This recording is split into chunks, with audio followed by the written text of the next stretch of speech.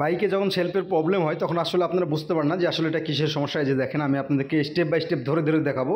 এই self চাপলে neutral বাতি যেটা আছে মিটারের সেটা ঘুরে যাচ্ছে এবং এই যে দেখেন হর্ন মারলে হর্নটা বাজতেছে, সাউন্ডটা আপনাদেরকে হর্নটা দিয়ে নিয়ে যে দেখেন হেডলাইট মারলে হেডলাইট জ্বলতেছে এবং এর পাশাপাশি যে দেখেন আমি আপনাদেরকে সেলফ মারলে যে মিটারের আলো সম্পূর্ণটাই ঘুরে যাচ্ছে।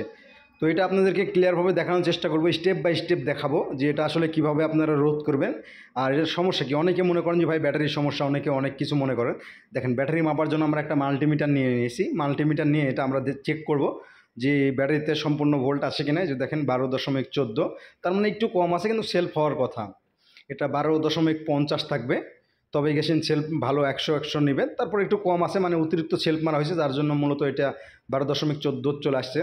তো দেখেন ব্যাটারি ঠিক আছে। এখন আমরা মোটরটা এই সাইডটা এখন খুলবো, খুলে মোটরটা দেখবো কী অবস্থায়। যে দেখেন আমরা, তো অবশ্যই আপনারা কমেন্ট সেকশনে কমেন্ট করে জানতে চাইবেন যে আসলে কার কী সমস্যা আছে, কার কী সমস্যা আছে। অবশ্যই যতটুকু পারি ভাই আমি কমেন্টে রিপ্লাই দেওয়ার চেষ্টা করি।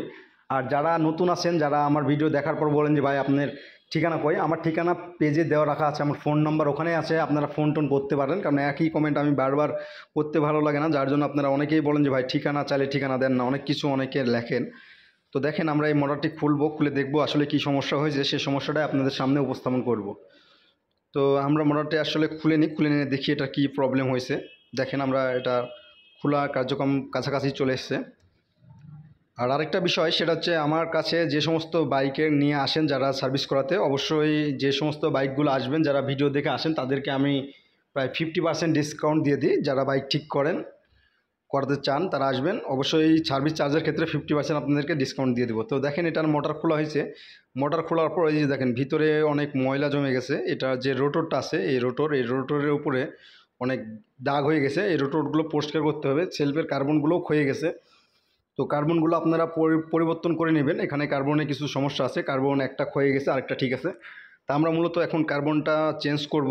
এই কার্বন চেঞ্জ করা ভিডিওটা দেখালাম না, ভিডিওটা অনেক বড় হয়ে যাবে। আপনাদের যাদের সমস্যা আছে, এটার সমস্যা কার্বনের সমস্যা, দেখেন এটা আমি আপনাদেরকে খুলে ওয়াশ করে দেখিয়ে দিব এটা আসলে কিভাবে কি করলে হয়।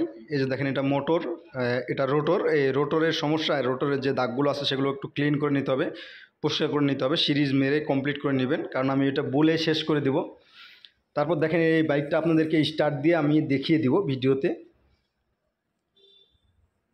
তো এই তো আমাদের মোটর কমপ্লিট, এটা রোটরটা পরিষ্কার করা হয়ে গেছে। যে দেখেন আপনারা দেখতে পাচ্ছেন যে একদম ঝকঝকে চকচকে হয়ে গেছে। তো এখন এটা আমরা এখন কমপ্লিট। এই যে দেখেন এটার যেই ইয়েগুলো আছে, যে কার্বনগুলো আছে, কার্বনগুলো আমরা নতুন দিয়ে দিয়েছি, কার্বন নতুন দিয়ে এটা কমপ্লিট করে দিয়েছি।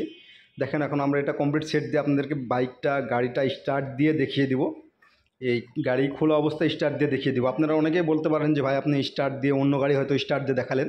দেখেন এই বাইকটা আপনারা ইঞ্জিন খোলা দেখছেন, কারণ এই সাইডটা খুলে স্টার্ট করতে হয়। দেখেন এটা আমরা লাগিয়ে আপনাদেরকে সেলফ মারায় বাইকটা স্টার্ট করে দেখিয়ে দিব। তো অবশ্যই ভিডিওতে কারো কোনো কিছু জানার থাকে ভাই সেটা কমেন্ট সেকশনে জানাবেন। আর ব্যাটারিটা কীভাবে চেক করবেন, ব্যাটারি চেক করার সেই সিস্টেমটা আমরা আগেই দিয়ে দিয়েছি যে কীভাবে ব্যাটারির মাল্টিমিটারটা চেক করতে হয়। তো সবাই ভালো থাকুন, আল্লাহ হাফেজ।